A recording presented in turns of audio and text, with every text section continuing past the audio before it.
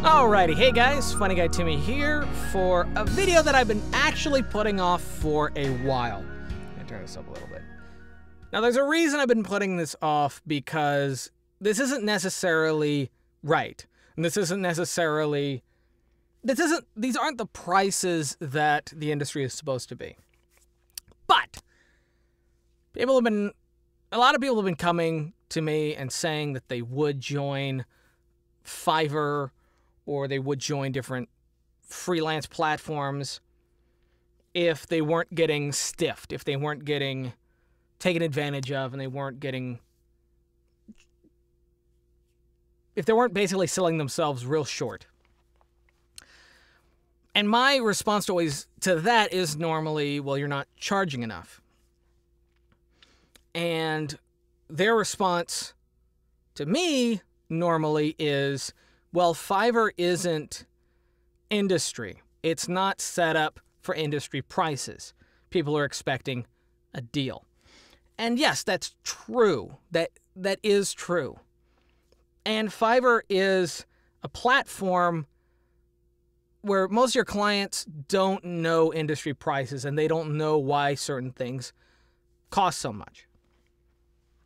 Normally, when industry prices are normally set up where you charge by how long they run the ad, or how many episodes the cartoon plays, or whatever. So you're basically charging them for a certain number of runs, whether it's on radio, on the internet, on television, or you charge them for the hours that you work. That's normally how the industry is set up. Industry prices are set up. And they're set up that way for a reason. But that's not what this video is about. I wanted to come up with some kind of system that I could share with you guys that could maybe help you not get taken advantage of, and help you charge something that's a little bit more fair. It's closer to the industry prices, but at the same time, some clients are still going. There's a lot of clients that don't want to pay the same price as someone else because they think that their project is smaller, that their project isn't of the same size. And there's a lot of voice actors on Fiverr and other platforms that basically charge a flat couple $100 rate as their standard. And I'm not saying that they're wrong. Those guys, that's their business. That's what they do. But what I do on Fiverr, and I've actually noticed, I tried doing the whole charging a flat rate. I tried that. And the response that I was getting showed me that the clients didn't understand why it cost that much. So then I started itemizing everything. I started thinking about why I would charge for certain things, and why certain projects would cost more, and why certain projects would cost me more in time. And so I put together kind of a more itemized list. And so what I have here is kind of out of date, but it's a quick sheet for what I charge and why I charge it, more or less. And when I talk to a lot of clients and they ask for a rate, or they ask for a fee, I will send them an invoice that has basically all of these things that are involved in their project listed out, and why it costs so much. And I've actually noticed that a lot more clients were saying yes to my fee, to my rates, when they saw what it was that they were actually buying, when they saw what it was that I was charging for. When I would just present them a couple $100, or, whatever, for the project, they would be more likely to not even talk to me, because they didn't understand. And it's true. Fiverr has a lot of clients that don't understand. And the best relationship you can have with those clients is to help them understand. So this is what I put together. And this is more or less what I use to, when someone asks me what is this going to cost? This is what I type out. This is what I put in. And then it gives me the price, and I send them basically an invoice that has everything itemized. So let's say that it's a $300, it's a couple characters, let's say like 3 characters. They want multiple takes. They want it in high definition, or the high quality files, WAV files.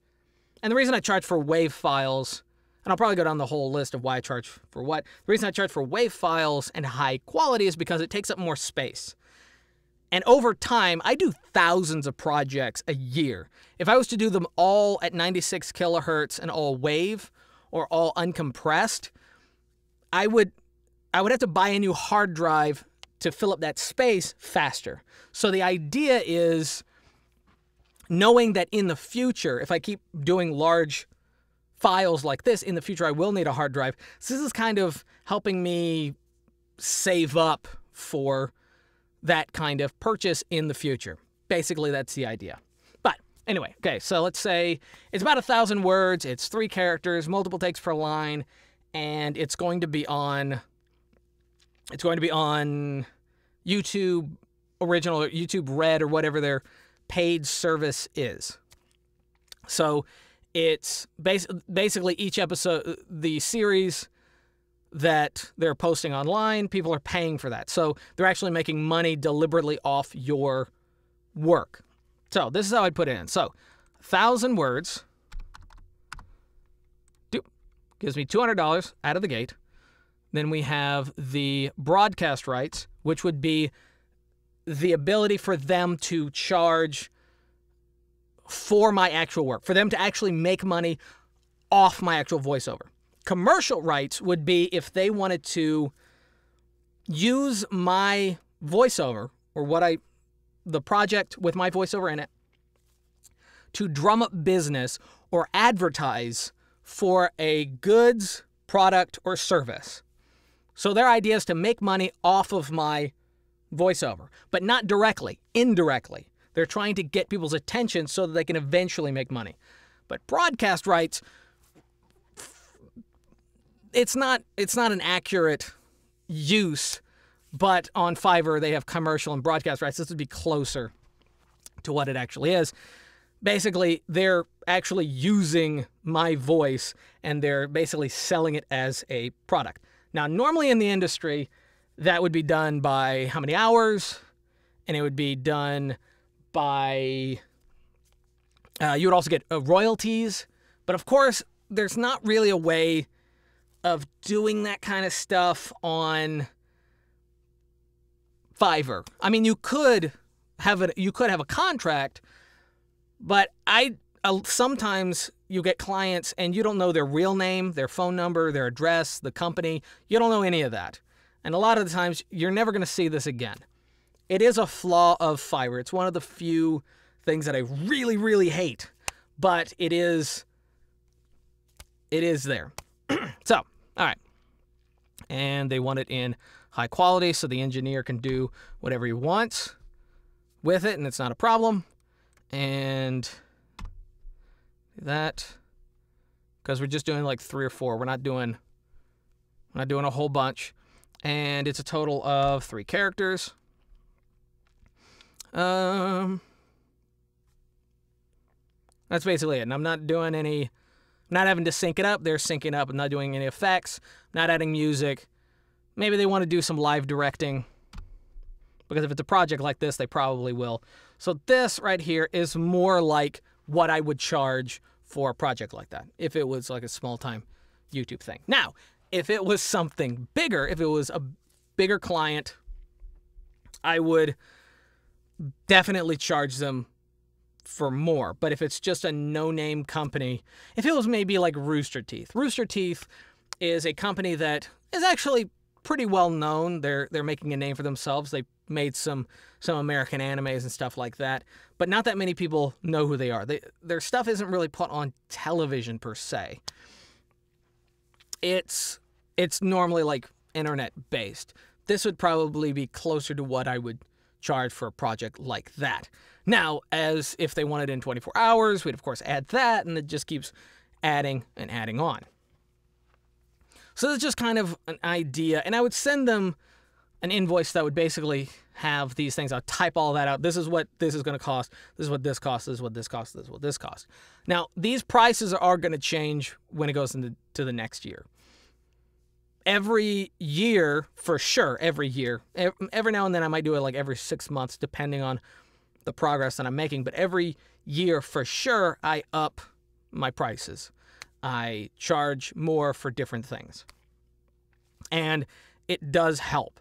It helps me, and it takes a lot of stress off me because I'm not doing as many projects, but I am doing larger projects. I am doing bigger projects for bigger clients. So I get more work, but for less stress because it's not so many projects in a day that I have to do. It's more like one project a day. 1 or 2 projects a day instead of doing like, I think I was doing like 5 or 10 a day, and they were relatively big and I wasn't charging enough. Now again, this is not industry prices. This is way shy of what you should be charging. But if you're new to Fiverr, this is a really good guide of how to do this. Now, if you don't know how to put together a WordPress, or not WordPress, Excel spreadsheet, let me know. You can email me down below and I will send a template to you and you can set it up. But it's always a good idea to have something like this if you're doing business. I also have, because you can also save, you can basically save this as a PDF and then like send it to somebody if you want to use it that way.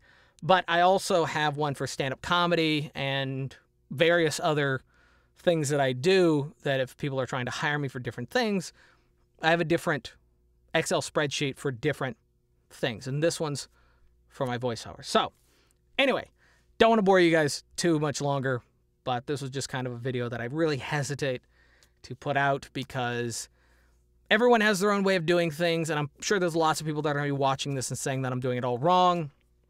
It's totally fine. That's it. That's what I got. So thank you guys for watching. If you like this video, give it a thumbs up. If you were abused as a child, give it a thumbs down. If you're new to the channel, subscribe. Comment down below whatever you want to see on this channel. Videos that you like, videos that you don't like, ideas about this that you like or don't like, all that kind of stuff. If you want to communicate with me directly, the FunnyGuyTimmy email is down below.